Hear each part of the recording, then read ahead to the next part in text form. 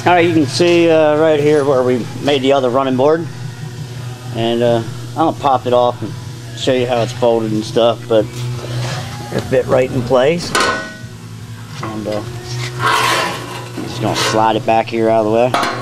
Took 16 gauge, and it's just folded on the metal brake, and you're a 10 1/4 and 8 3/4 on the back, and then I'm gonna fold support beams down through the center and give it some more strength, but just lay it out on the floor just by itself. This is a piece of 16 gauge, and it doesn't give it all. It's solid by itself without any supports in it. Now we're going to rake the 3 support beams. Go over here. Now when we get done, it's got 3 support beams going down through the center that they folded into. It's a thinner grade steel, so we upgraded and did a little thicker. Shouldn't be but 2 lines of support down it, and that'll be all back to normal. Nice running board for him. And what we'll do is we'll glass bead this, and we'll stone guard the undercarriage of it, so urethane, epoxy it and stone guard it and sand it out smooth, and it won't ever rust. I'll be able to do some road trips with it. The old car will last for a lot longer. So that's running board. I'll turn the fans off. Here's running boards. Went ahead and painted them real quick. Now we are covering them in the rubber and the trim, but all of them have been made. The underneath has been covered in a stone guard protection that will stop any rocks, chips, and lengthen the life of all these. We made 2 nice support rails down them. They fit really good. That's these made. That's about it. Alright, here we are with the old Chrysler. I just wanted to show everybody. Here's the running board on there. It's just sitting in place. I'm waiting on the rubber mat and my trim to place it around. I did a gap line all the way around it. It's recessed here, and it's recessed here for where the trim will come on. And it fits in there real nice and snug. Lift it up, and you'll see that it did all the undercarriage in. It's all reinforced, lined up, and it's done in stone guard. That way it'll last. All these are done this way in a urethane stone guard. All the underneath of the wheel well. It'll match all the way through, but that'll give it a lot longer life to where the car has to endure its stone damage and stuff like that. So I'll show you the run board again once I have my mats and my aluminum trim based up on her, and you'll get to see.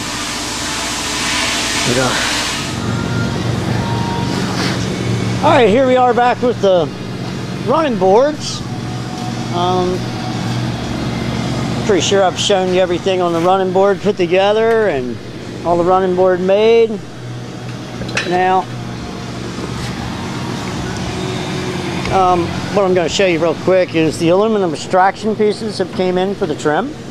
The rubber mats and all came from the same company. He manufactures and makes. It's one of the big wholesalers for all this trim.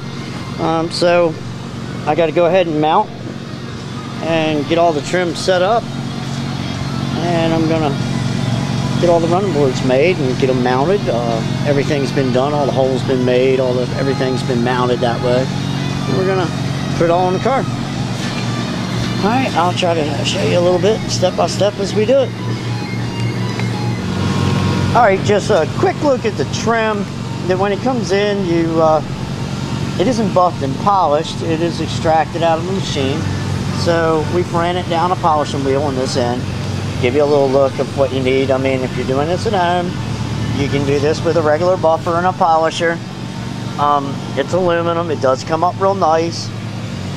You're not going to hand rub it out that easy. If you do have a buffer wheel, you can set it up. Do a little aluminum compound, it'll shine right up.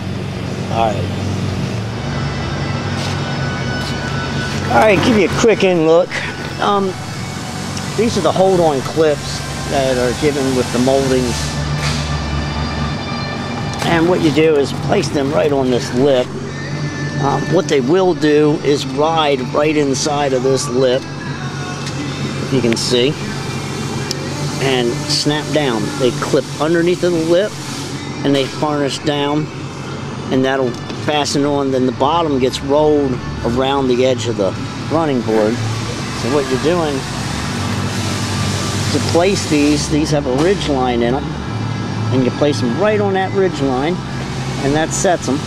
Now I'm centering them up, I'm putting them on that ridge line, and I'm taking and drilling a hole and gonna rivet them in. And then what will happen is this molding will slide over and sit right up against it. And once that's done, this molding will come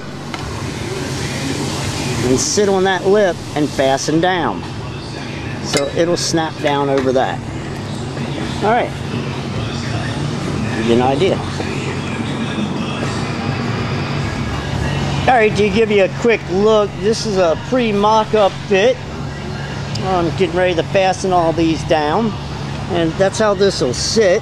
It sits right on this line and floats right up to it. Now we're getting ready to glue this and fasten this on, and that'll be the trim line.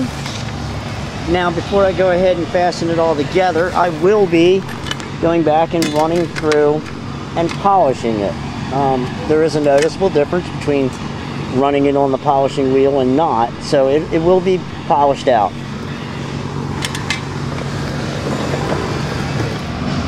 Just a quick look, that's how it's going to snap in. This extra will be cut off. This will be filed and buffed out, rolled, but that's how it'll snap in and go down the line. Once we glue this, you'll see it, and it'll all be done.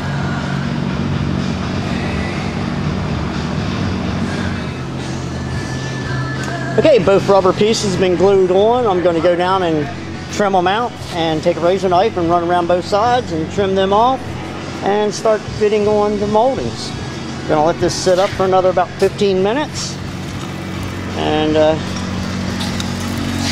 come back to it then.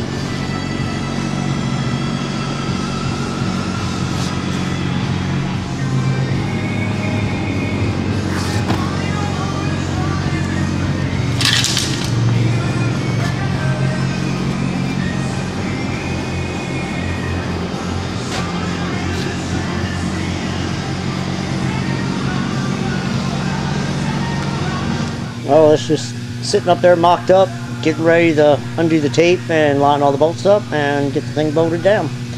And I'll continue and show you the other side as we assemble it, and that'll be the running boards.